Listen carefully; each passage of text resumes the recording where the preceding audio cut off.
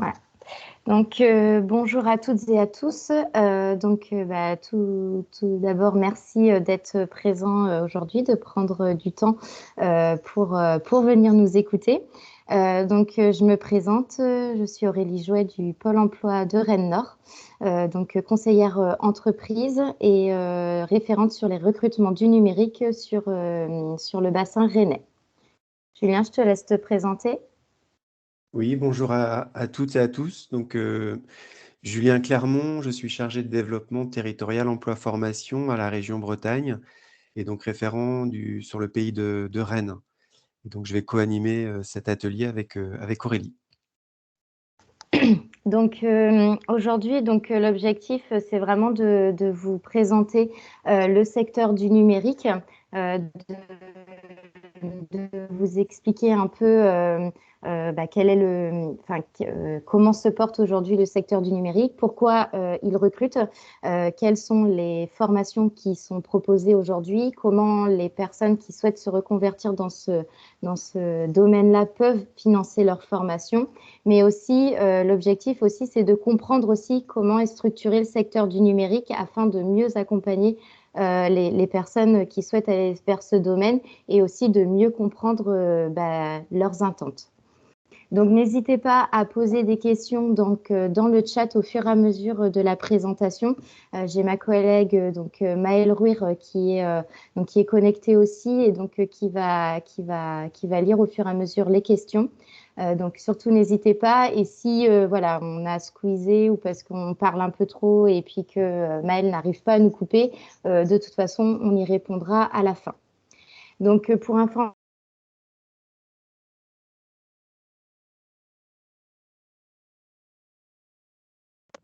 Aurélie, je pense que tu as un problème avec ta vidéo. On ne t'entend plus.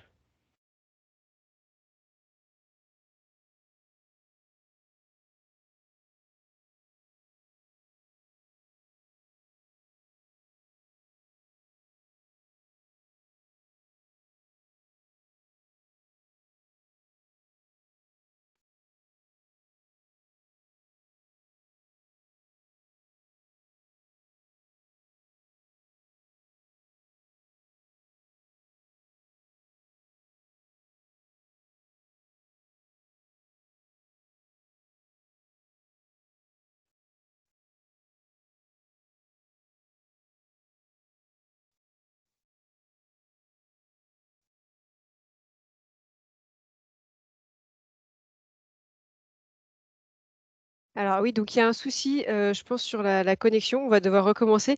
Par contre, je vous invite vraiment plus à couper les caméras parce qu'en effet, sur le réseau, ça prend de la ligne malheureusement, même sur Teams. Donc du coup, il n'y aura que Aurélie et Julien avec les caméras, si c'est possible pour vous, s'il vous plaît. Aurélie va se reconnecter, je pense. Merci de votre patience et de votre compréhension. C'est les aléas du direct, malheureusement. Et donc, je viens d'avoir Aurélie au téléphone. En fait, elle a eu une coupure de courant, donc elle revient. Voilà. En plus, bon bah voilà. Oui, pas de chance.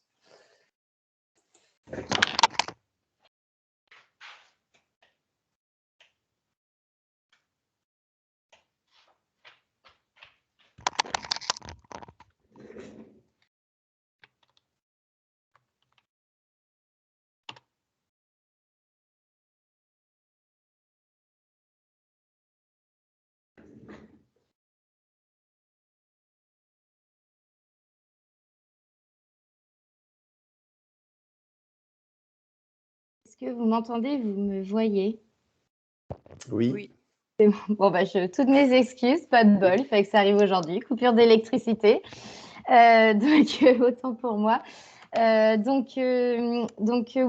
comme je disais, en fait, à la base, on devait avoir une entreprise, un témoignage d'entreprise qui a fait des formations, notamment avec nous. On vous montrera sur des formations courtes, mais la personne a eu un empêchement de dernière minute et il était trop tard pour trouver une autre entreprise. Toutes nos excuses le fait qu'il n'y aurait pas de témoignage. Le sommaire. On va vous parler de où trouve-t-on le numérique, les métiers et compétences, les financements de formation proposés les informations utiles. Donc, on n'a pas eu le temps d'enlever témoignage et un temps d'échange. Aurélie, on ne voit pas enfin, en tout cas, moi, je ne vois pas le support à l'écran. Ah oui, parce que j'ai pas repartagé. Hop. Normalement, c'est bon. Est-ce que c'est bon? Oui, c'est bon. C'est bon. OK.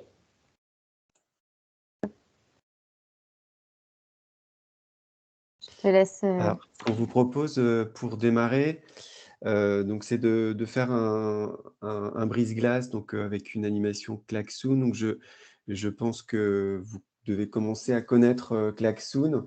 Donc vous pouvez vous connecter soit en scannant avec votre téléphone le QR code que vous voyez à l'écran, soit sur votre ordinateur en vous connectant sur l'adresse donc app.klaxoon.com avec soit en mettant directement l'adresse que vous avez en bas avec /join/ dx37was. Et donc, je vous laisse vous connecter. Donc, on vous propose pour démarrer un nuage de mots. Donc là, je vais attendre. Vous êtes pour l'instant 7 personnes de connectées. Je vais attendre encore un petit peu.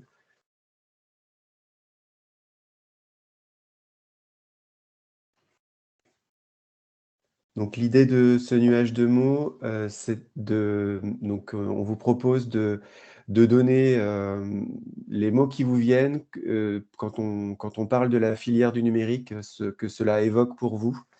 Donc je vais lancer l'animation et puis vous pourrez vous connecter, continuer à vous connecter. Donc Aurélie, est-ce que tu partages ton écran?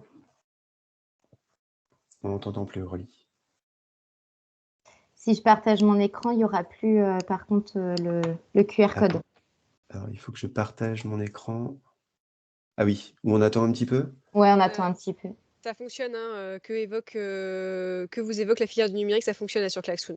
Oui, mais c'est en fait, on voulait le nuage de mots en live. Ah oui, en live, pardon. Oui, en effet. Alors du coup, vous pouvez, enfin, avec les téléphones, là, le scanner, ça marche très bien.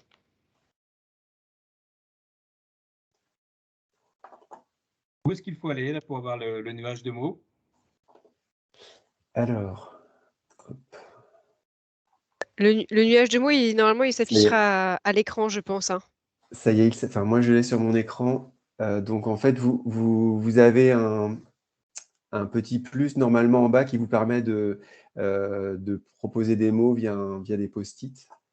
Et en fait, les mots s'affichent au fil de l'eau.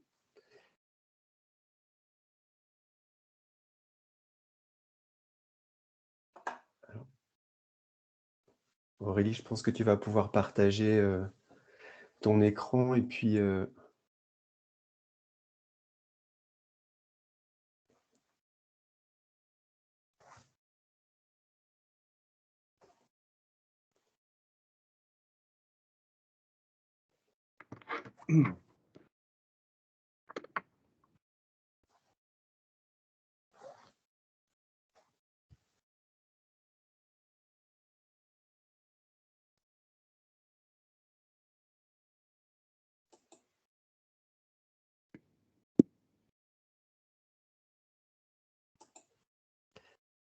J'arrive pas à me connecter. On me redemande de... à moins que je partage mon écran. Est-ce que j'ai si. la main? Normalement, oui, parce que moi, ça ne fonctionne pas. Je ne sais pas pourquoi.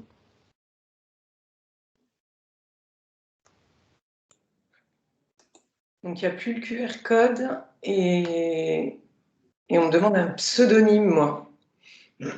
Oui, vous vous pouvez pouvez noter. Oui, c'est normal, hein, pour le pseudonyme. En fait, à chaque fois que même quand vous mettez le QR code, vous avez, on demande un nom en fait, donc un nom ou un pseudonyme. Voilà, vous pouvez mettre votre prénom pour pouvoir entrer dans le klaxon. Ok. Merci. Donc normalement, vous devez l'avoir à l'écran. Le partage fonctionne, mon écran? Oui, c'est bon. Aurélie? Oui. C'est Oui. bon. Ok.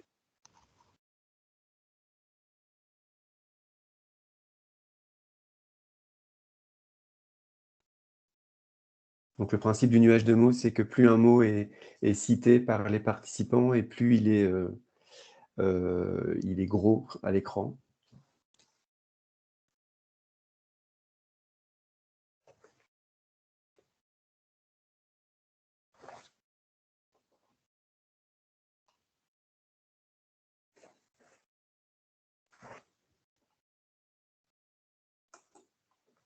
On vous laisse encore 30 secondes.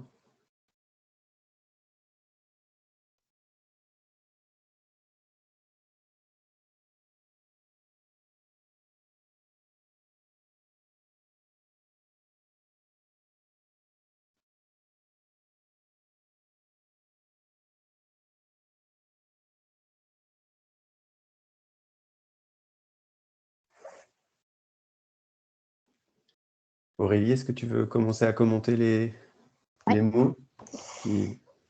Donc ressort beaucoup technologie, formation, avenir, digital. Donc, on a informatique aussi, métier. Donc en effet, oui, digital, informatique. Donc vous verrez tout à l'heure, on vous donnera la définition des mots digital, informatique. Donc métier, d'accord.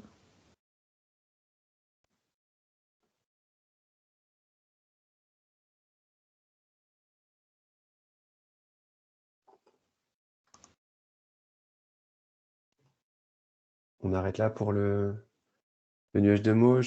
Ouais. J'arrête l'animation, puis je te laisse repartager ton écran. Je vais arrêter le partage de mon écran. Donc en fait, tous ces mots-clés font du lien avec l'atelier et l'animation qu'on va vous proposer, en effet, sur les diapos qui vont suivre.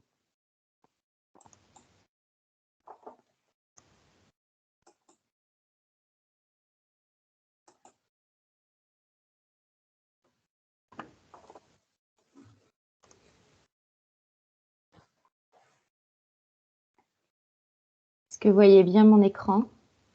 Oui. Oui, c'est bon. Hop. Donc déjà, pour commencer, donc on a vu qu'il y avait le mot digital et informatique qui ressortait, notamment surtout digital. Là, je vais vous donner un peu une définition de ces mots, parce que c'est vrai que on a régulièrement des personnes qui nous disent je travaille dans le digital ou dans l'informatique ou dans le numérique, mais on ne sait pas trop ce que ça veut dire. Le digital, c'est le terme qui s'applique aux pratiques utilisateurs. Donc, par exemple, lorsque vous utilisez Facebook, LinkedIn sur vos smartphones, par exemple, donc là, c'est vraiment lié au digital. Digital, c'est le doigt. Donc, lorsque notamment sur les smartphones, on utilise le doigt pour cliquer sur nos applications. L'informatique, donc c'est le traitement de l'information, donc c'est ce qui va permettre donc au digital de fonctionner. Donc notamment quand on a des mises à jour applications, des choses comme ça, c'est on va dire l'envers du décor de ce que l'on utilise au quotidien. Et en fait, le tout va englober le numérique. Donc, lorsque des personnes disent qu'elles souhaitent travailler dans le numérique, en fait, déjà, ce qu'il faut, c'est déjà dégrossir, parce que le numérique, en fait, on se rend compte, c'est très large. Sachant que les métiers aujourd'hui, on le verra tout à l'heure, du digital et de l'informatique regroupent déjà beaucoup de métiers. Alors, quand on parle du numérique en général, là, ça fait une bonne panoplie.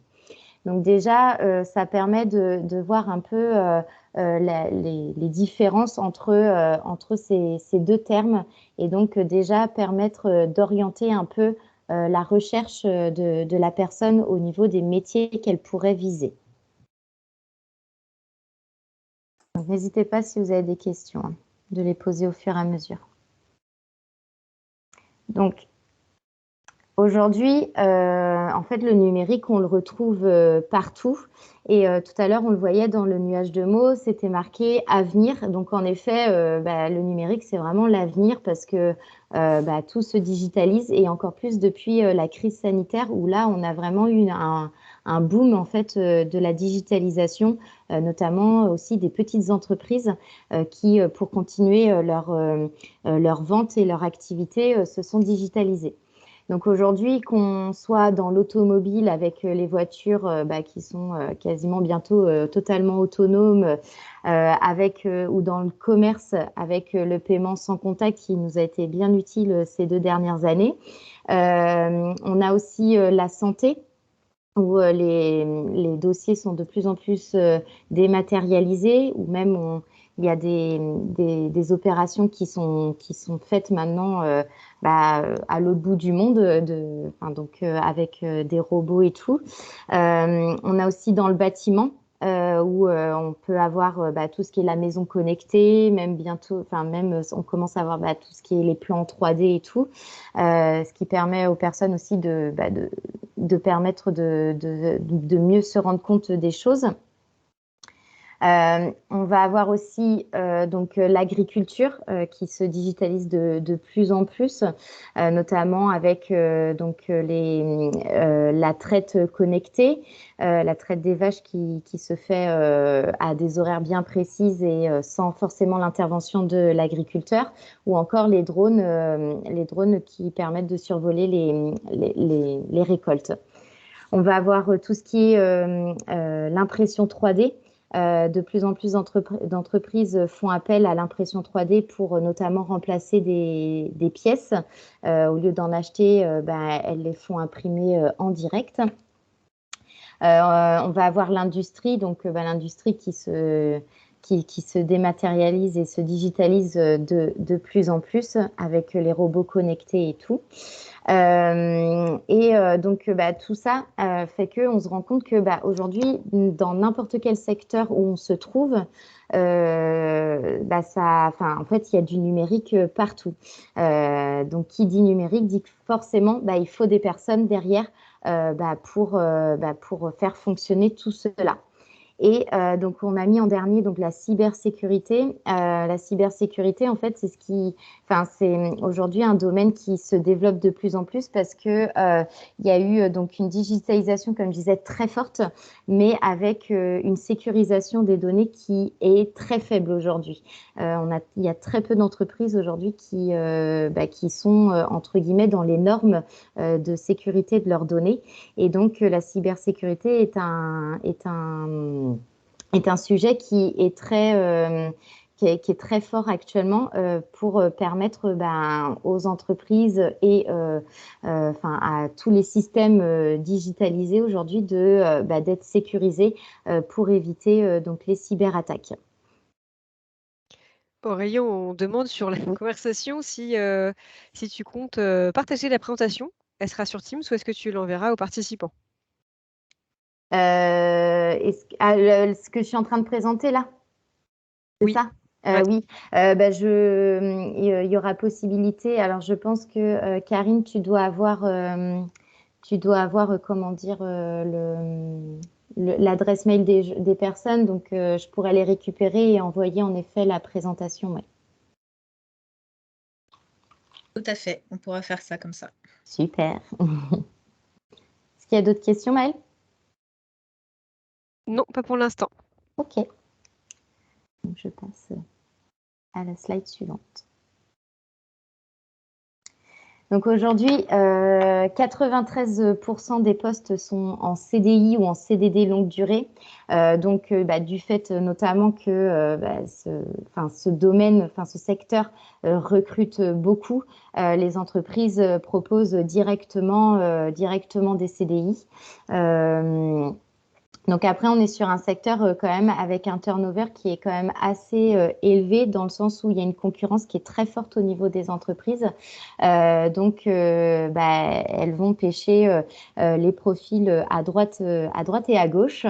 Donc il y a un fort turnover, mais on va dire c'est un turnover positif dans le sens où c'est parce qu'il y a un besoin de main-d'œuvre qui est fort. Donc, on a fait un petit focus sur les femmes et le numérique parce qu'aujourd'hui, il y a entre 7 et 27% de femmes dans le secteur du numérique, donc en fonction des métiers évidemment, contre 48% pour le reste de l'économie. Donc, vous imaginez bien qu'aujourd'hui, sur les métiers techniques, notamment informatique, on est plus proche des 7% que des 27%. Donc, les entreprises aujourd'hui souhaitent vraiment féminiser leurs équipes, parce que c'est vrai qu'on reste encore avec le profil type d'une personne qui travaille dans l'informatique, c'est le geek derrière son ordinateur, voilà. Sauf que c'est plus, ça a été une époque, mais ça ne l'est plus. Et donc aujourd'hui, on est vraiment sur une féminisation des équipes parce que les entreprises se retrouvaient avec des équipes 100% masculines et c'est pas forcément leur souhait, et les femmes apportent une vision aussi différente et qui permet aussi d'avancer différemment sur les projets.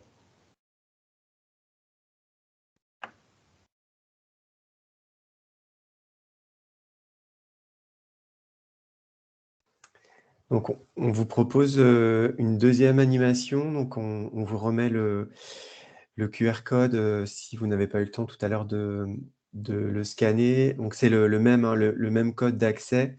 Et je vais lancer une deuxième animation. Donc là, l'idée, ce sera on va vous proposer donc sous forme d'un petit quiz une dizaine de métiers qu'on vous demande de classer par grande famille de métiers. Donc des métiers du numérique et vous allez voir, vous avez un petit menu déroulant et vous devez les classer entre 3 grandes familles de métiers, soit les métiers techniques, soit des métiers plutôt du digital ou du business, soit des métiers plutôt créatifs. Donc je vais lancer l'application et donc a priori, vous devez pouvoir maintenant répondre aux questions.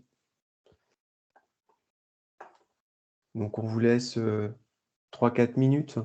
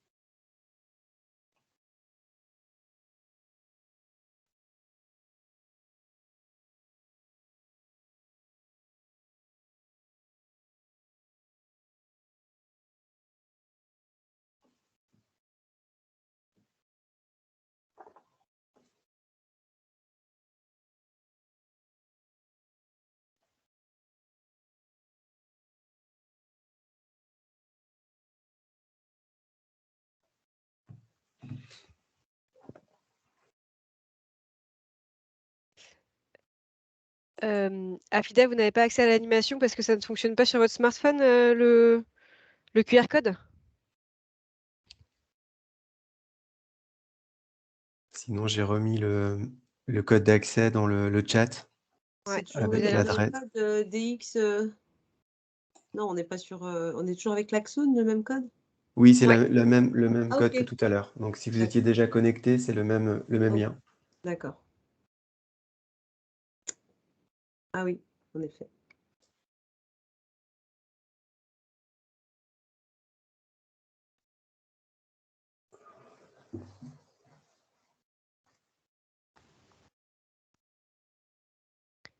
Julien, si tu as le lien d'accès Klaxon, est-ce que tu peux le copier-coller pour qu'on ait juste à cliquer dessus dans la conversation, s'il te plaît? Oui, en effet.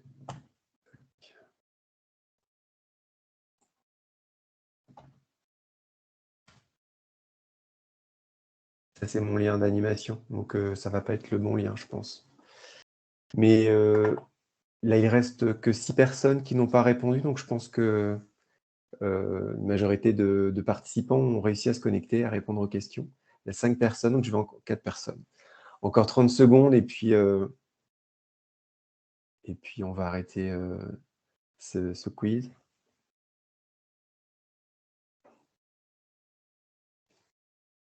Oui, le lien ne doit pas être le bon. Parce que, ouais.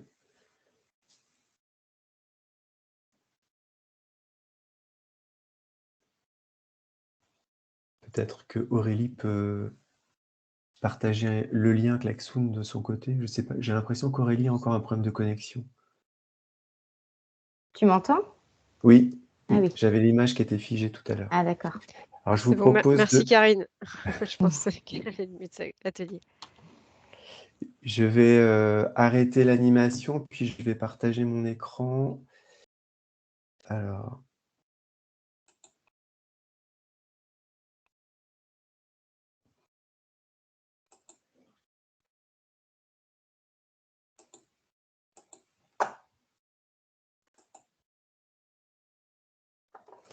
Voilà, donc est-ce que vous voyez mon écran?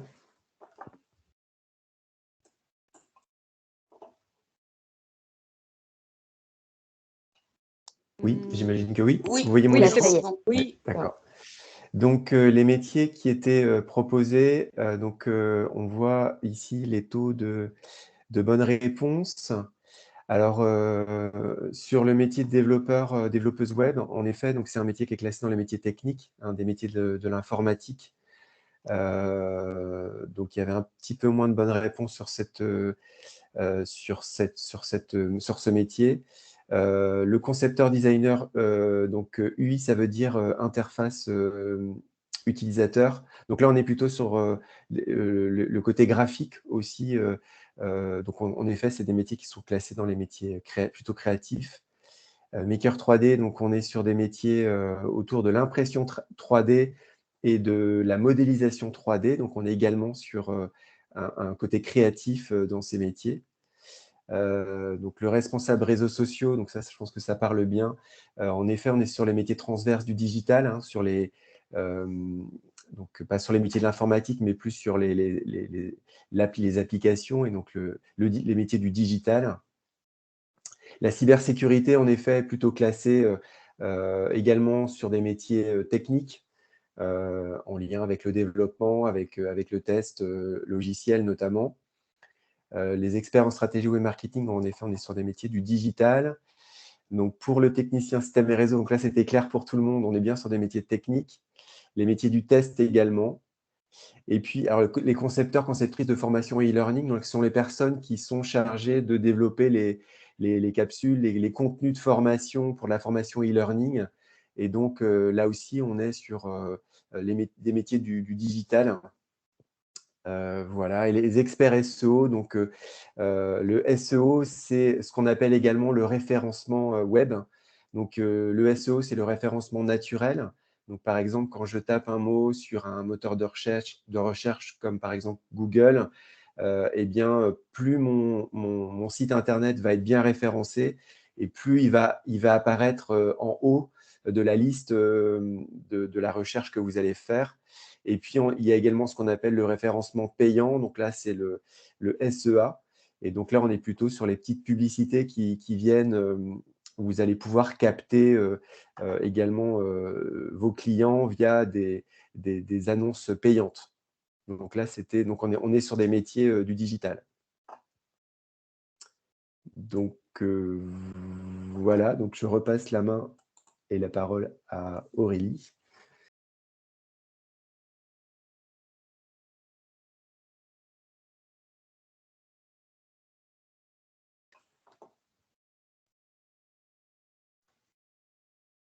Vous voyez bien mon écran?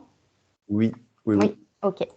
Donc, en effet, pour que ce soit plus facile lorsqu'une personne souhaite se reconvertir dans ce type de métier ou se former, en fait, c'est de pouvoir, le fait d'y avoir de catégoriser les métiers en 3 grandes familles, ça permet déjà de pouvoir orienter la personne sur ce qu'elle souhaite faire.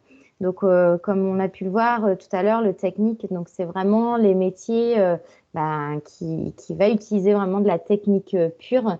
Donc, comme on disait tout à l'heure, développeur, administrateur réseau, technicien support informatique, testeur logiciel. Donc là, on est vraiment sur le côté très technique. Donc tout ce qui un peu, enfin en fait, c'est vraiment le côté informatique. De tout à l'heure, quand je vous présentais les définitions. Donc on est vraiment sur la définition du terme informatique. C'est vraiment de la gestion de l'informatique. On va avoir donc le business et digital. Donc là, ça va être vraiment tout ce qui va permettre de mettre en avant ce qui est fait sur le côté technique. Comme par exemple community manager, référenceur web, ou même expert SEO comme on l'a vu tout à l'heure, ou chargé de clientèle. Donc notamment sur du chargé de clientèle, on peut ne pas forcément se dire que c'est un métier dans le numérique, mais si, parce qu'aujourd'hui, il y a des entreprises qui recherchent des commerciaux, par exemple, pour trouver de nouveaux projets. Et donc, ça fait partie des métiers du numérique. Et on va voir aussi donc, le créatif. Donc là, avec le web designer, l'UX designer, le maker 3D. Donc là, vraiment, le côté, on va dire, joli de la chose, notamment lorsque on est sur du web design, on va être sur la partie visible de l'iceberg, on va dire, où là, ça va être l'objectif, ça va être de faire, de rendre le site joli et attractif pour les personnes qui vont aller voir le site. Donc voilà, ça permet vraiment de voir un peu, d'avoir une photographie un peu de comment sont organisés aujourd'hui les métiers au sein du secteur du numérique. Et ça peut, alors même si en effet, vous pouvez pas connaître tous les métiers et même nous, on en découvre tous les jours, en fait, ça vous permet déjà de pouvoir orienter les personnes. Et même par exemple, une personne qui va se dire, voilà, je travaille dans le numérique, mais je sais pas dans quoi, et le fait déjà de demander si c'est plus le technique qui va l'intéresser ou plus le business digital ou le créatif, déjà ça va permettre d'orienter, de l'orienter vers des métiers quoi. Peut-être, Aurélie, excuse-moi, Oui. peut-être préciser sur l'UX designer ce que cela veut dire. En fait, UX, c'est ce qu'on appelle l'expérience utilisateur. Oui. Il s'agit donc de rendre une interface plus ergonomique, plus intuitive, par exemple. Donc, en fait, sur ces métiers-là, les personnes vont interroger des utilisateurs de l'outil, de l'application, du site, pour pouvoir le rendre plus ergonomique, plus intuitif. Donc, voilà, c'est le UX, ça veut dire expérience utilisateur. Merci, Julien. Est-ce qu'il y a des questions? Surtout, n'hésitez pas. Il n'y a pas de questions, ça semble assez clair pour l'instant pour tout le monde. Ok. Hop.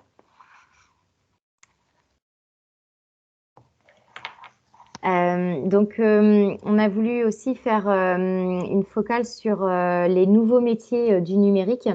Parce que aujourd'hui, donc 80% des métiers de 2030 n'existent pas encore. En fait, le numérique évolue quasiment tous les jours, et donc avec cette évolution, se créent de nouveaux métiers. Donc on va pas tous les faire, et ils sont pas tous là évidemment, mais on vous a donné quelques exemples. En fait, c'est pour vous montrer que il existe d'autres métiers que ceux qu'on peut connaître, qui sont peut-être un peu plus connus, comme ceux qu'on vient de voir juste avant.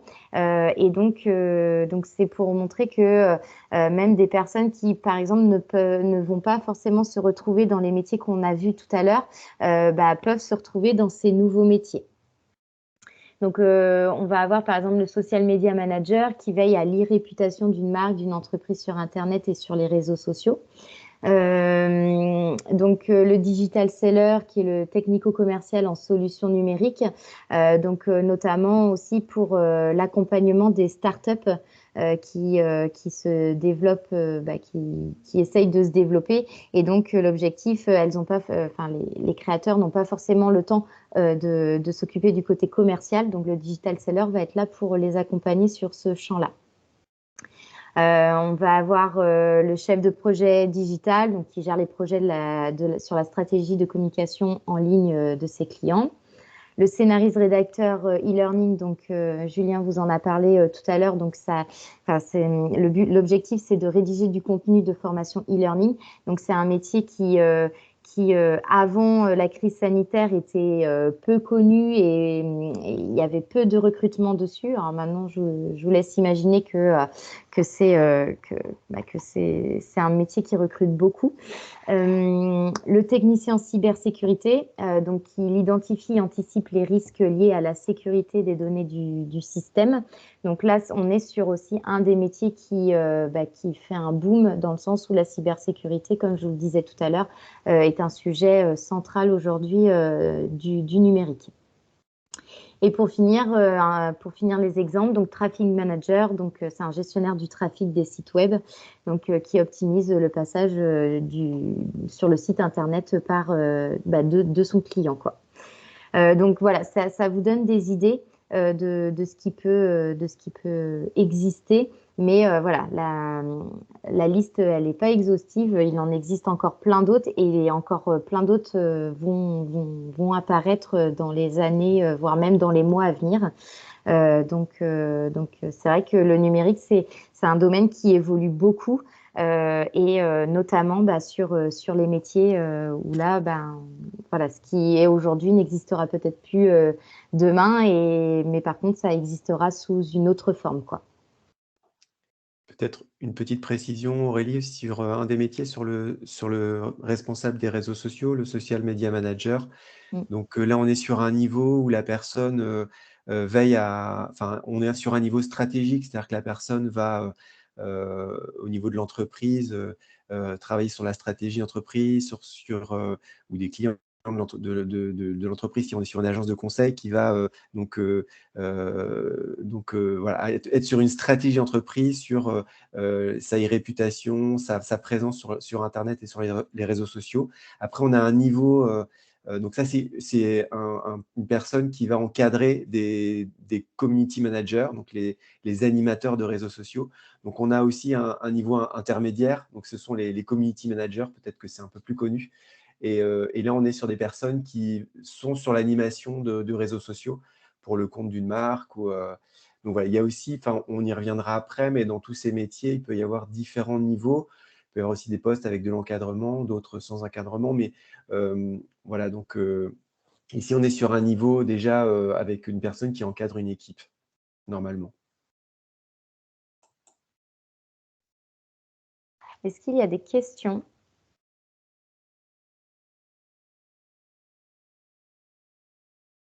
Non, il n'y a pas de questions, mais n'hésitez pas, hein, je suis là pour lire vos questions. J'avais une question par rapport, Oui. pardon, scénariste Non. e-learning, Oui. enfin rédacteur. Et il faut maîtriser la formation sur laquelle on va rédiger le contenu, ou c'est vraiment plutôt sur un aspect technique? C'est plus un aspect technique. En effet, le scénariste rédacteur e-learning va travailler sur différents types de formations. Donc, en effet, il n'est pas obligé de tout connaître. Les compétences qui vont être recherchées sur ce type de métier, ça va être plus sur de la compétence rédactionnelle et aussi sur le côté un peu créatif pour le côté un peu intuitif et un peu fun aussi de la formation pour que lorsqu'elle est en distanciel, elle soit pas, elle soit quand même assez, elle donne envie, quoi. Donc souvent les profils recherchés, c'est par exemple notamment des profils littéraires. Il faut ne pas faire de fautes d'orthographe, avoir une bonne syntaxe. Donc, c'est plus ce type de profil-là, mais pas forcément être à l'aise avec la formation que l'on est en train de créer, quoi. J'espère que ça répond à la question. Oui, très bien, merci. Pour compléter la réponse d'Aurélie, en effet, donc ce qui va être recherché en termes de prérequis, c'est en effet plutôt le côté rédactionnel, sachant que ce qui va être acquis dans le cadre de la formation, ça va plutôt être des techniques, parce qu'en fait, c'est pas la même chose de construire des modules de formation en présentiel et de construire, pour la même formation, de construire des modules de formation en distanciel. Donc, c'est tout ce côté technique qui va pouvoir être appris pendant la formation. Donc, côté région, on finance ce parcours dans le Qualif Emploi à distance. Donc, c'est une formation qui est accessible partout en Bretagne, puisque 80% du parcours se fait en distanciel et il y a uniquement 20% de regroupement ou de présentiel pendant le parcours. Mais donc, voilà, pendant la formation, les personnes vont surtout apprendre à scénariser en fait des contenus de formation pour qu'ils soient possibles à distance, puisqu'encore une fois, c'est pas du tout la même chose. Enfin, on peut avoir une formation avec des contenus, voilà, des contenus pour acquérir des compétences pour un métier, mais c'est pas du tout la même chose de l'animer en présentiel ou à distance, en distanciel. Donc, c'est ça qui va être surtout vu pendant la formation. Par contre, les personnes, en effet, c'est plutôt des profils littéraires. Et donc, c'est vrai que ça permet d'ouvrir aussi les métiers du numérique on voit à beaucoup de profils différents et à beaucoup par rapport au parcours des personnes, on doit pouvoir trouver des métiers dans le numérique qui doivent pouvoir correspondre aussi au profil et aux compétences des personnes au départ. Très bien, merci beaucoup.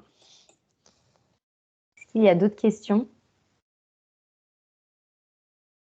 Non? Oui, si. Oui. Alors, Caroline nous dit bonjour, j'ai raté le début de la présentation. J'ai entendu le tout début que la vidéo enregistrée, est-ce qu'il sera possible d'être destinataire du lien? Là, on avait déjà, oui.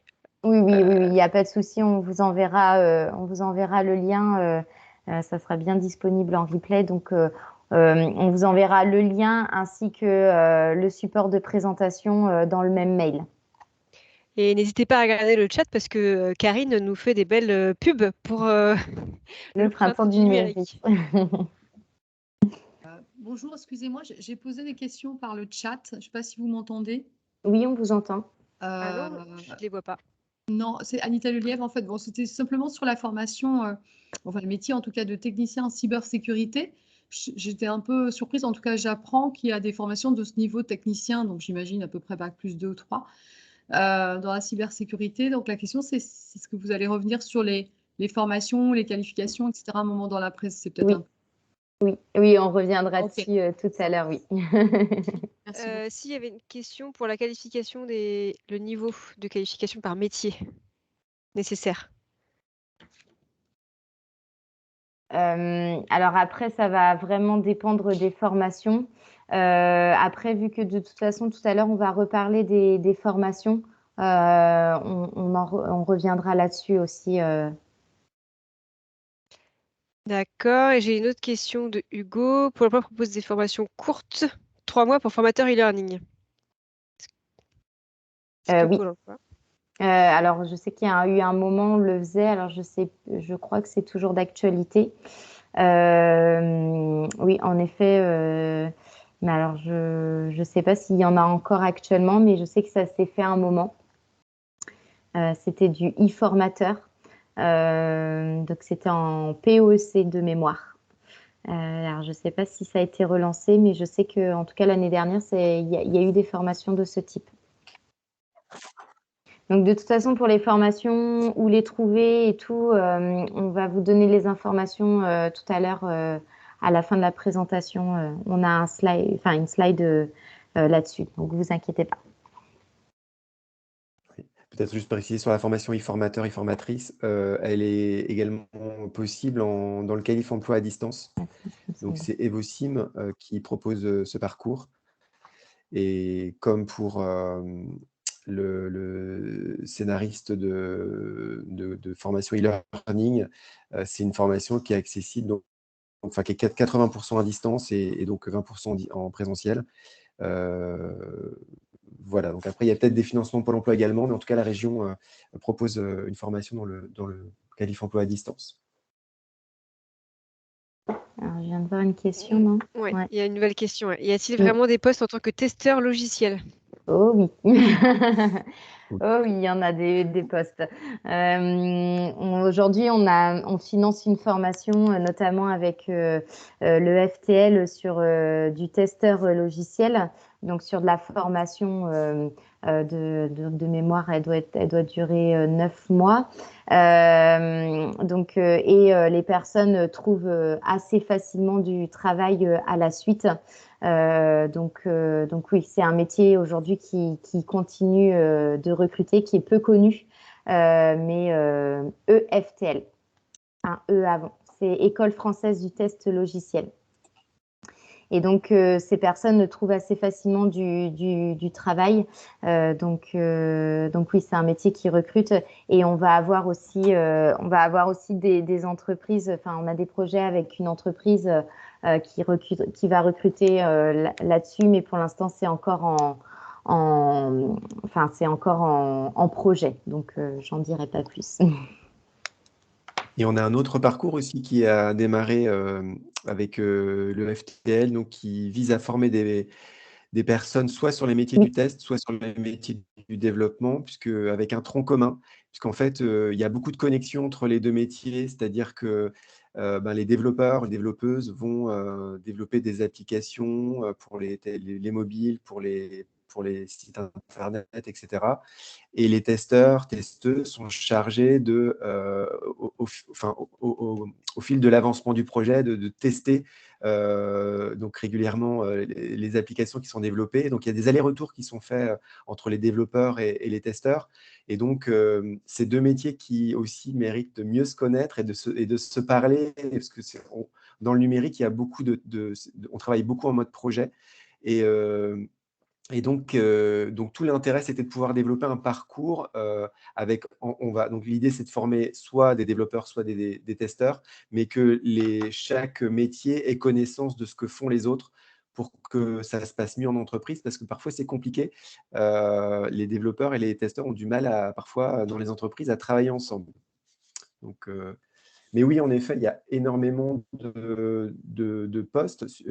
En fait, plus l'économie est numérisée et digitalisée, et plus il y aura besoin de testeurs, puisqu'il faut tester les applications qui sont mises sur le marché. Ça, c'est aussi une question de crédibilité pour les entreprises qui mettent en place qui développent des applications, et aussi financièrement, économiquement, enfin, si les applications ne marchent pas bien, donc s'il y a des bugs, etc., c'est pas bon pour l'entreprise. Donc, les métiers du test ont vocation à se développer encore de plus en plus.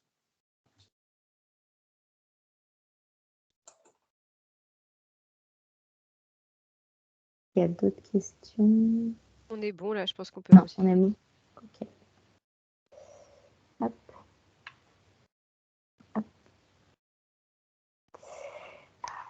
Donc là, on va faire un petit focus sur les compétences, parce qu'en fait, donc comme je vous disais tout à l'heure, il y a énormément de demandes des entreprises parce qu'elles recrutent beaucoup, et elles peuvent pas non plus passer leur temps à aller chercher le collaborateur chez le concurrent.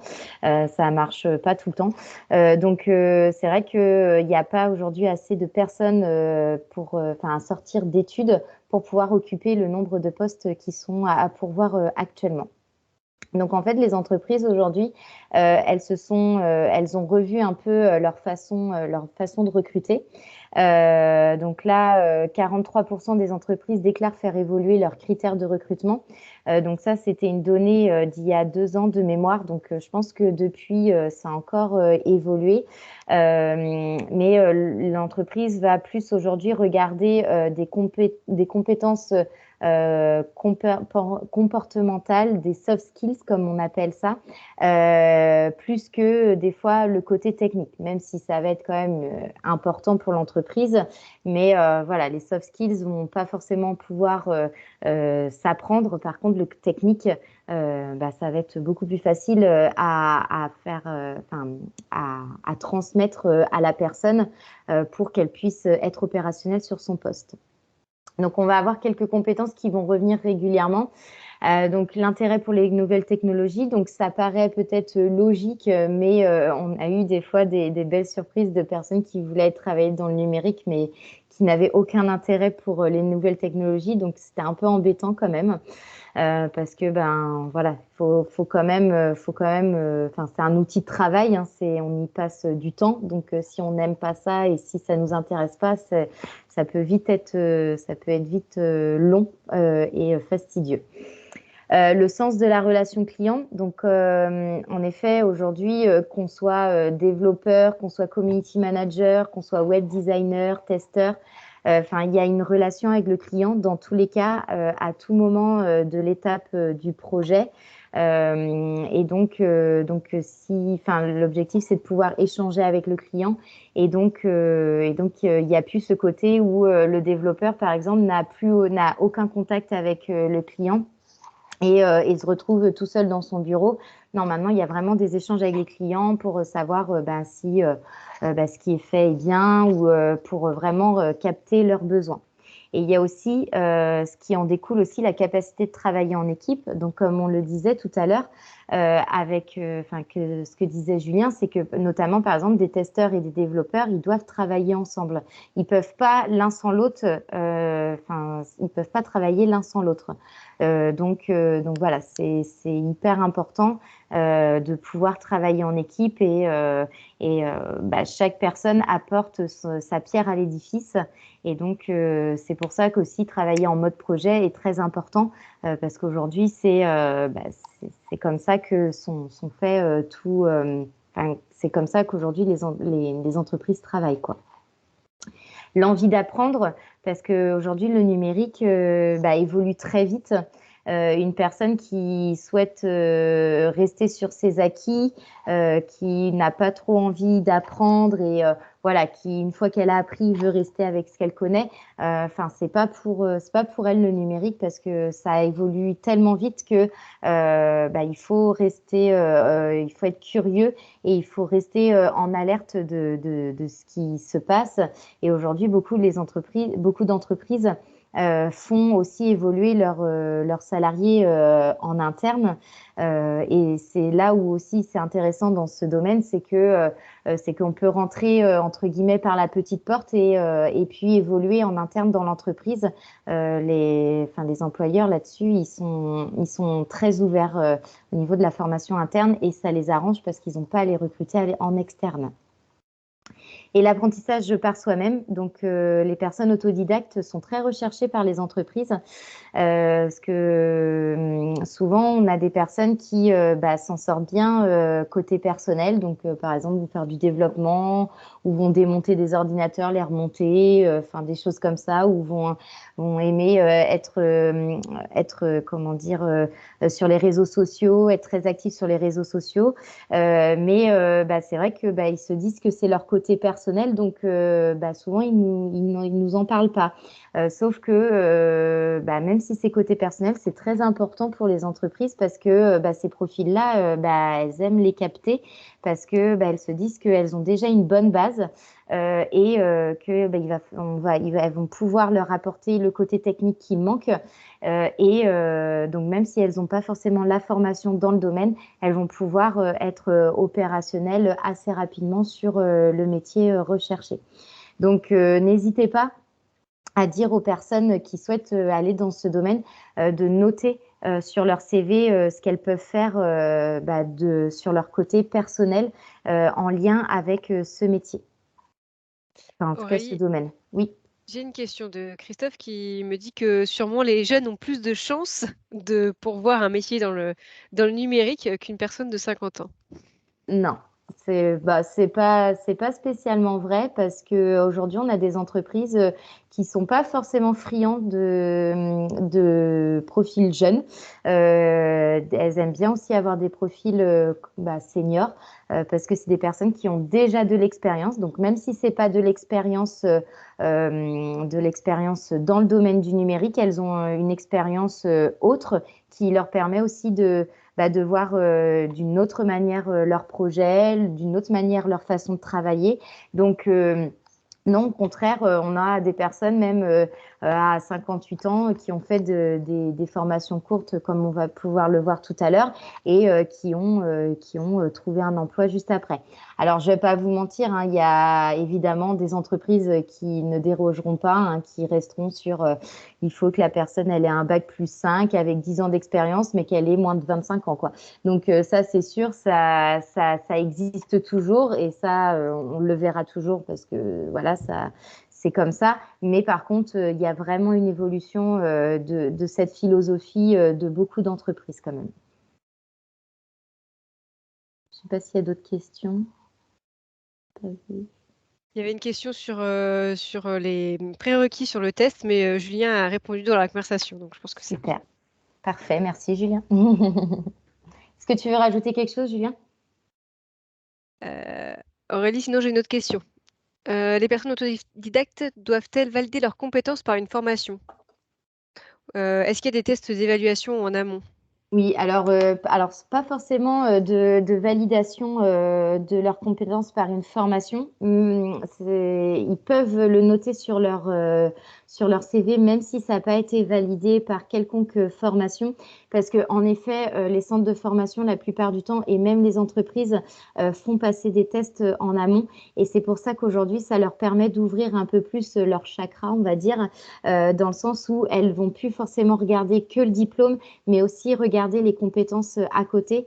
Et c'est pour ça que le fait de le noter sur des CV, eh ben, ça permet d'attirer l'attention de l'entreprise. Et donc, en effet, elle va faire passer les tests et se rendre compte que du niveau de la personne. Et voir si elle peut la former rapidement sur le côté technique. On nous parle, Valérie nous parle d'Open Classroom. Open Classroom valide la formation suivie par une certification. Oui, oui, en effet. Et même les personnes peuvent aussi, par exemple, une personne qui souhaite aller vers le développement informatique peut aller sur Open Classroom, même faire des exercices sans qu'il y ait de validation, hein. Mais déjà pour s'entraîner, voir si ça l'intéresse et si elle passe des modules, en effet, de bien le noter sur son CV parce que même si, voilà, on peut se dire, voilà, c'est un site, voilà. C'est très regardé par les entreprises et Open Classroom aujourd'hui est reconnu par les entreprises. Julien, tu veux rajouter quelque chose? Non, non, non. Ok. Pas d'autres questions? Non, pas l'air. Non, il n'y a pas d'autres questions pour l'instant. Ça marche. Donc, on va parler des financements de formation. Donc, je laisse la main à Julien. Oui, alors pour la partie région, donc du coup, j'en profite pour répondre à la question qui a été posée tout à l'heure sur les niveaux. C'est vrai que c'est une spécificité du secteur du numérique par rapport aux autres secteurs d'activité. On voit dans le qualif emploi programme, c'est qu'on a des niveaux de formation qui sont plus élevés que dans les autres secteurs d'activité. Donc, on a voilà, quelques formations de niveau Bac plus 2, donc niveau 5, mais de plus en plus aussi des formations qui étaient avant niveau 5, qui sont devenues niveau 6.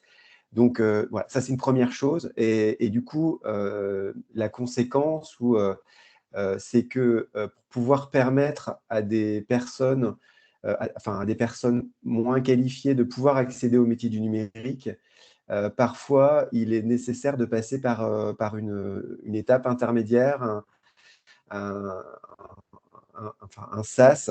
Et c'est pour ça qu'on a de plus en plus de parcours de formation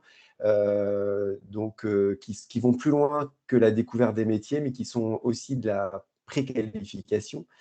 Alors, je peux vous donner quelques exemples sur Rennes, mais il y a également des parcours qui existent sur d'autres territoires en Bretagne. Donc, on a un parcours qui s'appelle Prépa Digital avec Duroscope, qui dure 5 mois de mémoire. Donc, pour amener des personnes, des publics de niveau infra-bac ou bac vers les métiers soit du développement, soit du web marketing. On a également numérique avec les petits brouillards à Rennes, donc également présents à Brest et à Rostronin. Là également sur des métiers alors un peu plus larges, puisqu'on peut être aussi sur d'autres métiers du numérique, comme la médiation numérique. On a parlé tout à l'heure aussi de modélisation 3D, impression 3D.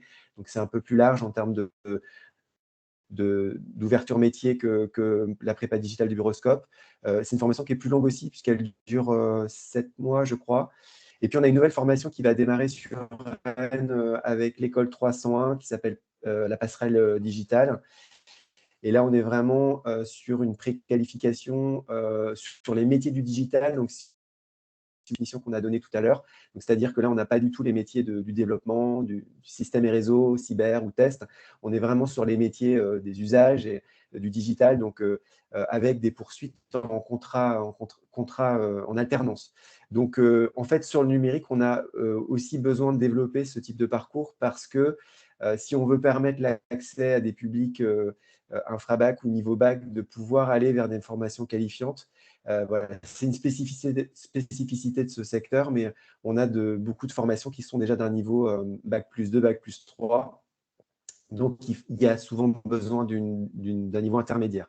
Alors, en ce qui concerne la région, sur nos financements de formation, donc bien sûr, le Qualif Emploi Programme, donc c'est nos achats de formation en marché public, donc avec le catalogue de formation. Donc dans ce catalogue, il y a des métiers sur les 3 typologies de métiers dont on a parlé tout à l'heure, hein, des métiers plutôt informatiques, donc autour du développement web ou de l'administration système et réseau, mais aussi des métiers autour du digital, que ce soit le Qualif Emploi Programme ou le Qualif Emploi à distance, et également les métiers créatifs avec le concepteur designer UI ou donc le web designer dont on a parlé tout à l'heure. On soutient également un certain nombre d'actions, et en particulier sur Rennes, en Qualif Emploi territorial, donc en partenariat soit avec Pôle emploi, soit avec l'Opco Atlas, soit avec les deux, puisque souvent on est amené à faire de l'ingénierie financière et à donc utiliser plusieurs dispositifs de formation pour financer des formations qui sont relativement longues. Je peux donner 1 ou 2 exemples. Par exemple, sur le développeur data intelligence artificielle, on a une action territoriale suivie d'une POI, donc la préparatoire opérationnelle à l'emploi individuel. Donc ça, c'est une formation intensive qui dure 7 mois pour des publics infra-bac, niveau bac. Enfin, on peut partir sur des petits niveaux. Et donc, c'est pour ça que la formation elle est longue. Et ensuite, la poursuite du parcours se fait en contrat en apprentissage ou en contrat de pro, ce qui fait que là, on est sur un parcours qui dure presque 2 ans. Mais au bout de 7 mois, les personnes sont déjà en entreprise. Donc voilà, c'est ce type de parcours. Souvent, on est plusieurs financeurs donc, en partenariat à financer ces parcours-là qui demandent un certain nombre d'heures de formation.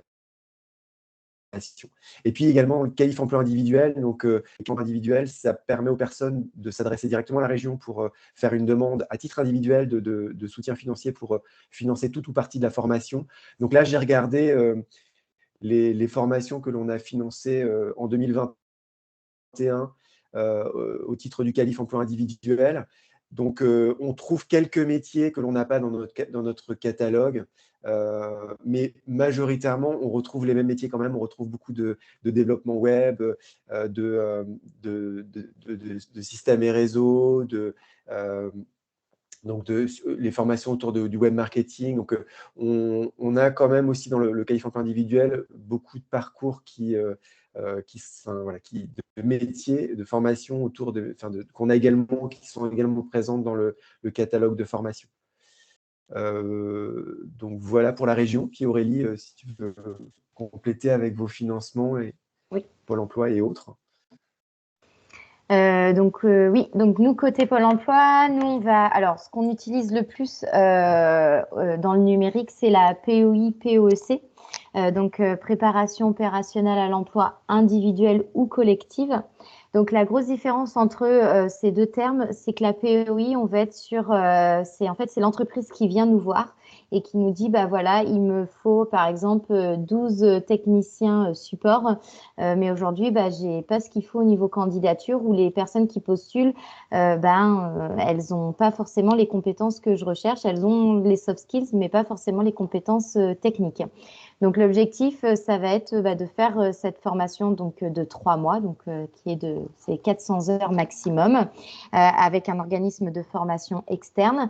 Et donc, si tout se passe bien à la suite donc de cette formation, les personnes sont recrutées en CDI par l'entreprise. Donc aujourd'hui, c'est vraiment l'outil qu'on utilise le plus dans le domaine du numérique. Et cette année, notamment en 2022, on ne sait pas ce qui se passe, mais voilà, les entreprises sont très friandes de ce dispositif.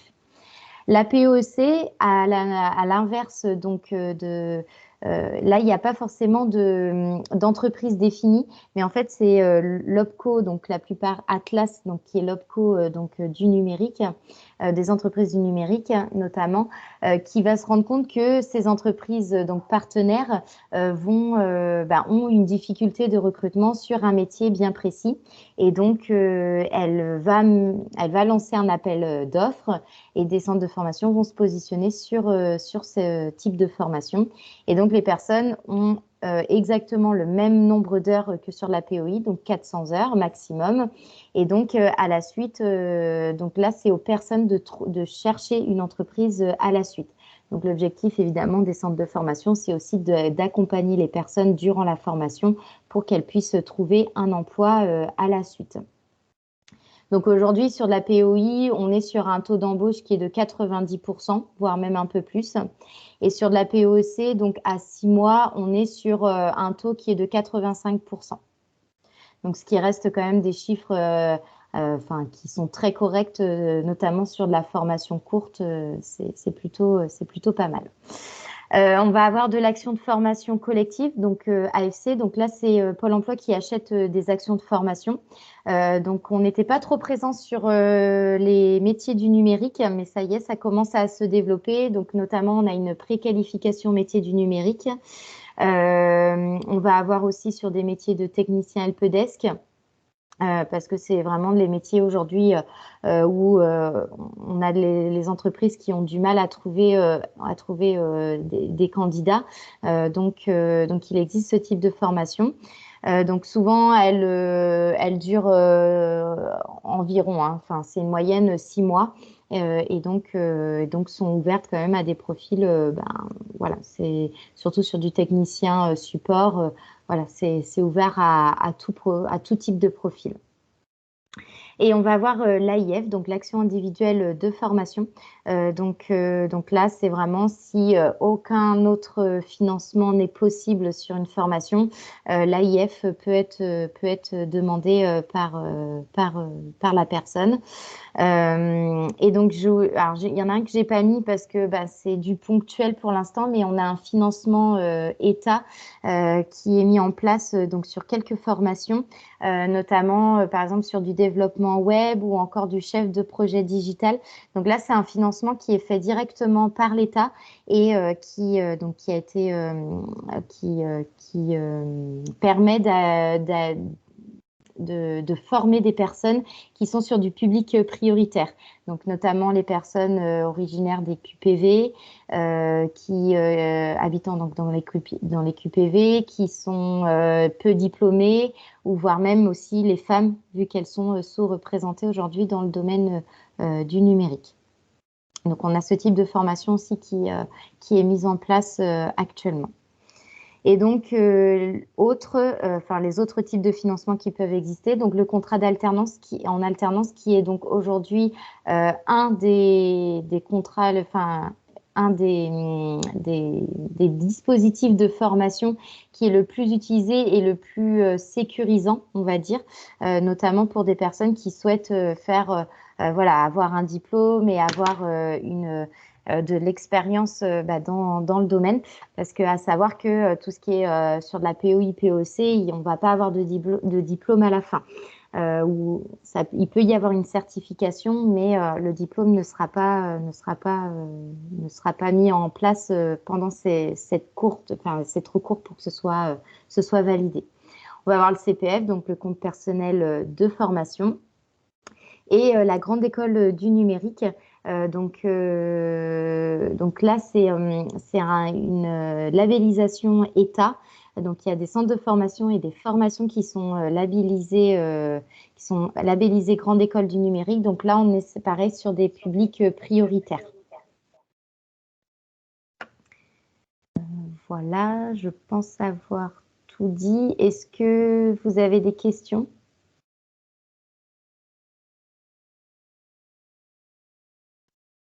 Alors, je vais vous... Oui. Non, il n'y a pas. Ok. Donc, je vais vous montrer un peu, nous, de notre côté, ce qu'on a comme type de formation à venir, que ce soit en POI, POEC ou en AFC. Donc, alors, la liste, elle n'est pas exhaustive non plus, hein, parce que ça évolue tous les jours, notamment sur de la POI. On a quasiment des demandes qui fusent au moins une fois par semaine. Mais ça, c'est pour vous montrer un peu le type de formation aujourd'hui que l'on finance. Donc, on reste quand même sur du technique, notamment sur de la POI, POEC. C'est quand même du technique parce qu'aujourd'hui, c'est quand même le secteur, le secteur qui recrute le plus. Et nous, après, on vient en cofinancement, comme le disait Julien, donc sur du qualif emploi territorial, notamment sur le digital. Donc voilà, ça vous donne un peu une idée. Toutes ces formations, que ce soit POI ou POEC, sont visibles sur le site de Pôle emploi, parce qu'en fait, une offre est créée à chaque fois. Et sur les AFC, visible sur le Greffe Bretagne. Donc voilà, ça vous donne une petite idée. Donc on a quand même, ça reste, par exemple, le technicien helpdesk, c'est le financement, c'est un financement État, donc ouvert vraiment à des profils qui sont éloignés, sur les publics prioritaires. Donc ou même testeur, on peut être sur des profils qui vont être pas forcément avec du bac plus 4, 5. Alors, on va avoir forcément des métiers qui vont être plus restrictifs au niveau de diplôme. Mais voilà, on a quand même possibilité de trouver des solutions de postes pour des personnes qui sont peu ou pas diplômées, en tout cas. Alors, je vois une question. Quelle est la durée des formations AIF et AFC en moyenne? Alors, AIF, ça dépend en fait de la formation, vu que c'est un financement individuel. En fait, c'est vraiment selon la formation qui a été choisie par le demandeur d'emploi. Et sur l'AFC, on est en moyenne sur du 6 mois. On a une question sur les niveaux de formation. Sur ces formations, on est sur quel niveau? Bac plus de 3? Alors, testeur et technicien helpdesk, pas forcément. C'est pas forcément sur ce type de niveau. Comme je disais, technicien helpdesk, là en plus c'est une formation qui est ouverte au public prioritaire. Donc, au contraire, elle est plus ouverte sur des profils bac, infra-bac. Il y a une autre formation technicien helpdesk aussi qui va être lancée par une entreprise, l'entreprise Experis, avec donc ça va être une formation qui va être 100% travailleurs handicapés, et donc avec un SAS en amont de remise à niveau, donc financé par l'AGFIP. Donc là, ça va se lancer au mois de mai. Et après, donc, développeur en cybersécurité, donc en effet, là, on va être sur des niveaux un peu plus élevés, parce que l'objectif, c'est vraiment, vu que c'est très court, la formation, l'objectif, c'est vraiment de pouvoir avoir quand même des bases en amont pour pouvoir suivre la formation. Mais par exemple, sur du développeur DevOps, par exemple, je crois que c'est celle-là, où il y a un contrat d'alternance à la suite. Ça peut, il n'y a pas forcément besoin d'un niveau. Si la personne s'en sort très bien en autodidacte, si elle réussit les tests, la POI va permettre de la remettre à niveau et ensuite elle pourra enchaîner sur un contrat en alternance avec l'entreprise. Donc c'est pour ça que c'est très intéressant le numérique quand même parce que ça s'ouvre de plus en plus et on voit aussi des entreprises qui, moi quand j'ai commencé à travailler sur le numérique il y a maintenant 6 ans, des entreprises qui voulaient prendre que du bac+5 et rien de plus aujourd'hui qui ouvrent leur recrutement. Et aujourd'hui, on a une entreprise qui a recruté ses premiers niveaux bac alors qu'elle était sur du bac+5 il y a encore quelques années. Donc, il y a une évolution. Certes, il y a encore beaucoup de travail à faire, mais il y a une évolution de ce côté-là. Julien, est-ce que tu as quelque chose à rajouter ?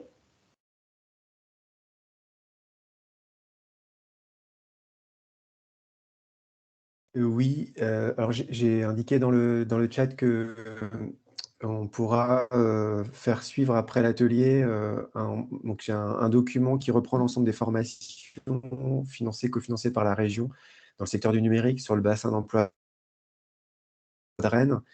Donc ça pourra être envoyé. Puis il y avait des questions sur où est-ce qu'on peut rechercher l'offre de formation. Donc en effet, le site du greffe référence l'offre de formation, que ce soit celle financée par Pôle emploi ou par la région, ou même par les opérateurs de compétences.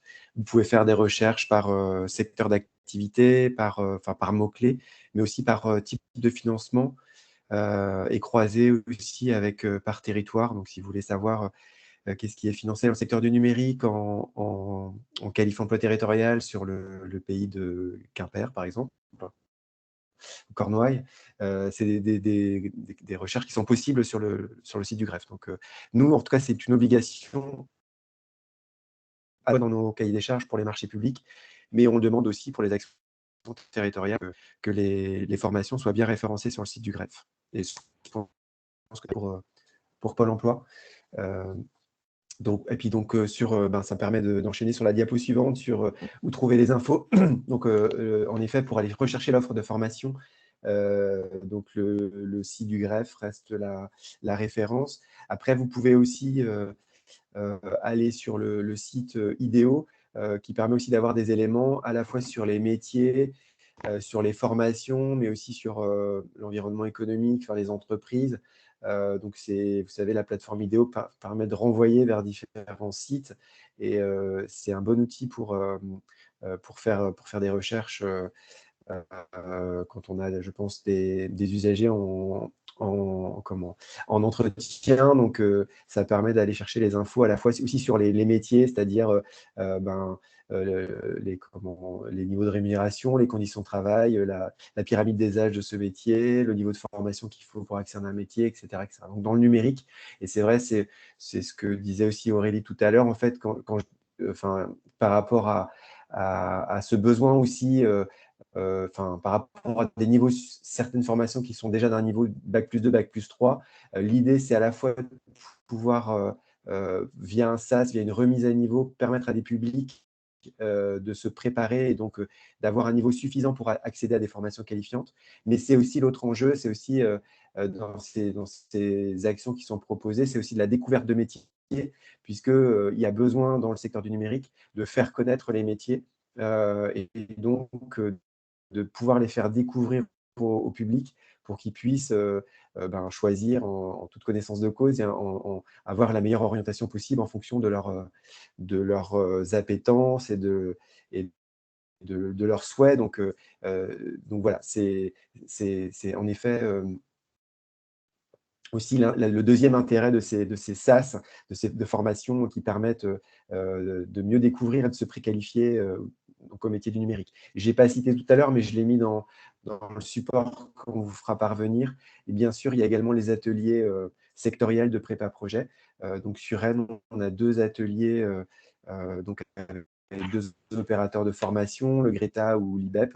Donc on est sur des ateliers relativement courts, mais c'est déjà une première approche aussi pour aller découvrir les métiers du numérique. Il y a Voilà, puis plusieurs Aurélie, si tu veux commenter les autres. petites choses dans la conversation, du coup. Déjà, on a une demande de conseil pour une recherche de formation sur le greffe. Faut-il plutôt remplir la partie de droite ou de gauche? Est-ce que ça vous parle? Ouais. Julien, est-ce que ça te... Alors ce que je fais souvent, c'est je vais dans recherche approfondie. En fait, quand on est sur la page d'accueil, on rechercher une formation et donc je clique d'abord sur recherche approfondie, ce qui amène à une autre page. Et en fait, normalement, c'est vrai que le greffe, c'est plus simple quand on sait entre guillemets ce qu'on cherche, mais si vous savez que c'est financé par la région, par exemple, eh bien, vous pouvez faire une recherche par dispositif de financement, ce qui permet en général de ne pas rater les formations, parce que si on met uniquement un mot-clé ou le secteur de formation, on risque de passer à côté de certaines offres de formation, parce qu'elles ne sont pas forcément référencées par mots-clés, toutes par les mêmes mots-clés. Donc, j'avoue que ce n'est pas toujours très simple. En tout cas, pour le bassin d'emploi de Rennes, donc pour ceux qui travaillent sur ce territoire, je vais vous envoyer un support qui reprend les formations qui sont financées et vous verrez, il y en a beaucoup. Après, sur les autres territoires, je vous conseille aussi de pouvoir vous rapprocher des unités territoriales emploi, formation, orientation, notamment des animateurs emploi, formation qui peuvent aussi répondre à vos questions et vous confirmer si la région finance telle ou telle formation, avec quel dispositif et sur quel territoire. Parfois, c'est plus simple que de faire une recherche sur le greffe. D'accord. Maintenant, on a une question plutôt ciblée handicap avec Mireille.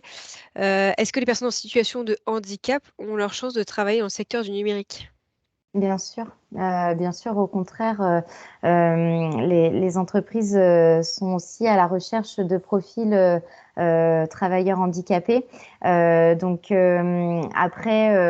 selon aussi le métier visé, il va y avoir certains types de handicaps qui seront peut-être plus faciles d'accès. Mais en tout cas, en effet, c'est recherché aussi, c'est des profils qui sont recherchés aujourd'hui par les entreprises, donc pas de souci de ce côté-là. Oui. Je peux donner un exemple de projet aussi que l'on soutient. Donc, c'est sur Dinard, donc Pays de Saint-Malo, avec l'Institut Solacroupe. C'est une action de formation pour des personnes des jeunes avec des troubles autistiques et on les forme au métier du développement web. Donc, ça, c'est un exemple, mais en effet. C'est ça que je voulais savoir. Ouais, justement, merci. C'était les précisions sur les Alors, si profils vous de avez handicap. Excusez-moi. Oui. J'ai une jeune, moi, qui est intéressée par ça. Oui. C'est avec des troubles autistiques. En effet, il y a ce parcours qui est vraiment adapté, donc à Dinard avec l'Institut Solacroupe. Après, en effet, le handicap, ça peut être, il y a différents types de handicap, donc ça peut être aussi de l'aménagement, mais ça, c'est plus large que les formations du secteur du numérique, c'est-à-dire que on peut aussi, les centres de formation aussi qui doivent pouvoir être en capacité éventuellement d'aménager aussi le poste de la personne pendant la formation pour permettre à des personnes en situation de handicap de pouvoir suivre une formation. Parfois, il y a des aménagements qui sont soit en équipement, soit du matériel, etc. Donc, ça doit pouvoir être possible pendant la formation. Et après, bien sûr, quand la personne intègre un emploi, c'est aussi le rôle de l'employeur de pouvoir aménager les postes de travail. Et puis là, il y a des aides qui existent de la GFIP, notamment pour la formation et pour la partie emploi. Si c'est bon, il y a une autre question de Joël. Avez-vous des candidats issus des SIAE, structures d'insertion par l'activité économique, à la suite de leur contrat d'insertion? Alors, je sais qu'il y a eu, on en a eu quelques-uns. Après, c'est pas forcément nous aujourd'hui notamment sur de la POI, POC, sur de la formation courte, c'est pas forcément des profils qui vont vers ce type de métier ou en tout cas de formation. Donc, c'est dommage parce que ça peut être en effet intéressant pour ces profils, mais actuellement, on en a peu en effet. J'ai pas connaissance, moi non plus, de parcours. Peut-être que ça peut être intéressant pour ces publics de les orienter vers les actions de découverte de métiers ou, déjà, et puis éventuellement de préqualification après, s'il y a une confirmation d'un intérêt pour aller vers ces métiers-là. Mais moi, j'ai pas connaissance de parcours. Voilà, c'est peut-être qu'il y a des parcours qui se sont qui existent, enfin, des personnes qui ont fait ce type de parcours, mais j'en ai pas connaissance. Et du coup, j'ai une dernière question de Nadège qui parle des POI et des POC, qu'elle demande si ça concerne bien tous les domaines de formation et s'il existe une liste des formations qui entrent enfin, voilà, une liste des formations POI et POC. Si c'est bien ça, Nadège, sinon je t'invite à prendre la parole.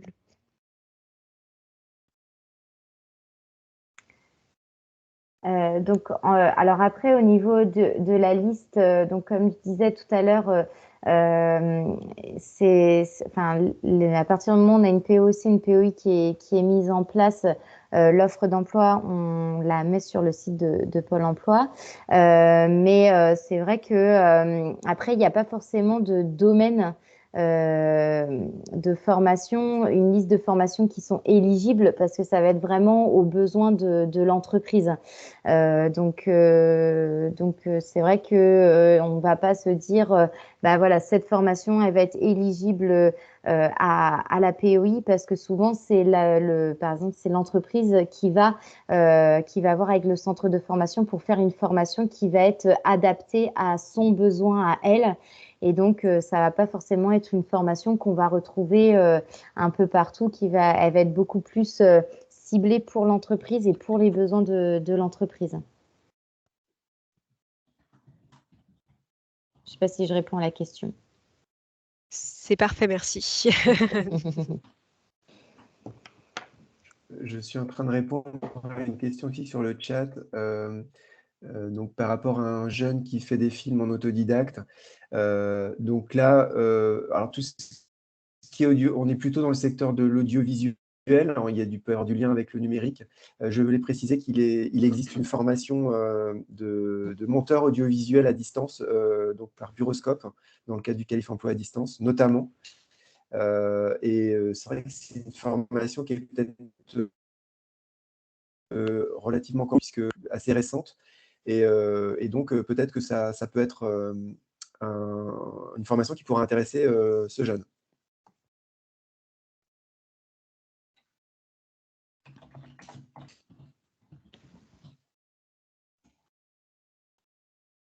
Donc, je vais finir par les infos utiles. Donc, je vous ai mis le lien du Printemps du numérique, du site du Printemps du numérique où le programme va très prochainement être affiché. Donc, n'hésitez pas à rester en alerte pour voir un peu ce qui va être fait, même si vous avez eu quelques pages de publicité avec Karine. Donc, comme on vous parlait tout à l'heure de Open Classroom, donc on vous a remis le petit logo. Donc il y a LinkedIn. Alors pourquoi on vous a mis LinkedIn? Parce qu'aujourd'hui, c'est le réseau social qui est utilisé par les entreprises et encore plus par le numérique. Et notamment, c'est vrai que souvent on demande aux personnes pour valider leur projet de faire des immersions en entreprise. Dans le numérique, c'est très compliqué de faire des immersions. On a du mal à mobiliser les entreprises et encore plus depuis la crise sanitaire. Donc, c'est vrai que nous, souvent, on leur dit de pas trop perdre de temps sur de l'immersion, mais plutôt prendre du temps sur de l'échange, sur des entretiens conseils avec des entreprises, avec des salariés. Donc, que les personnes n'hésitent pas à aller sur LinkedIn pour déjà commencer à se faire un réseau et aussi qu'elles puissent prendre contact avec des personnes qui travaillent dans ces entreprises. Souvent, elles sont quand même assez ouvertes pour pouvoir échanger sur leur métier et elles aiment bien parler de leur métier. Donc, que ces personnes n'hésitent pas. Et souvent aussi, il y a les projets de recrutement, les projets d'évolution des entreprises. Donc, c'est quand même une mine d'informations. Donc, c'est très important que ces personnes y soient. Et les entreprises aussi aiment bien que les personnes aient un profil LinkedIn. Les ateliers Google numériques, qui proposent toutes les semaines des ateliers gratuits. Donc, ça peut aller de l'atelier pour découvrir le codage à, aussi, là, on est plus sur la recherche, mais comment rechercher avec des outils numériques, des choses comme ça. Donc, ça peut être intéressant aussi pour les personnes. Le guide de l'orientation métier du digital, c'est un guide qui est plutôt intéressant. Vous tapez sur Internet directement guide de l'orientation guide de l'orientation 2021 métier du digital. Et donc, en fait, il y a pas mal d'informations sur les métiers, mais aussi les salaires, les niveaux de diplôme. Donc, n'hésitez pas à y jeter un coup d'œil ou à dire aux personnes qui sont intéressées par ces métiers d'y aller. Et pour finir, donc l'Emploi Store qui permet vraiment avec des outils qui permettent d'avancer dans le projet de réorientation. Est-ce qu'il y a des questions? Oui. Annie demande comment trouver des entreprises dans ces milieux. Est-ce que c'est sur la bonne boîte? Oui, vous pouvez, c'est possible en effet de les retrouver sur la bonne boîte. Et après, en effet, sur LinkedIn, c'est vrai que ça permet aussi de voir les entreprises des fois qu'on peut pas forcément voir sur la bonne boîte, mais en tout cas, il y en a quand même pas mal qui sont présentes.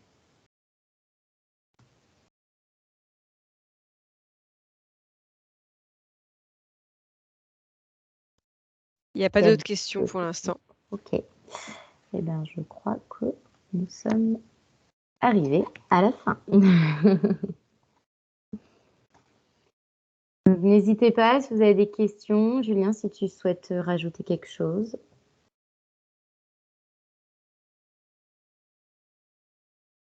Non, pas spécialement. Puis on a dépassé un peu l'horaire de 10 minutes. Donc voilà, on va essayer de ne pas trop... En tout cas, merci. Mais merci on est à votre disposition. Après, vous avez nos coordonnées. Oui. Mais non, vas-y, Julien. Excuse-moi, Aurélie. On reste à disposition, bien sûr, par la suite, si vous pouvez nous contacter par mail pour d'autres demandes ou d'autres questions. On répondra avec plaisir à vos questions. Et puis, donc, comme vu tout à l'heure, je vais récupérer toutes les adresses mail et donc, je vous envoie toutes les informations nécessaires que l'on a pu vous donner, notamment la présentation, le replay et puis aussi les formations région, le petit flyer. Je vous envoie tout ça une fois que j'aurai récupéré toutes les adresses mail. En tout cas, merci pour déjà votre attention, vos questions. Et puis, n'hésitez pas, en tout cas, si besoin. Et vous retrouverez Pôle emploi et Région Bretagne pendant le printemps du numérique du 21 mars au 8 avril. À très bientôt. Merci, Karine. Merci à tout le monde. Merci, Julien. Merci. Merci. Bonne journée à tous. Au revoir. Au revoir. Au revoir. Au revoir.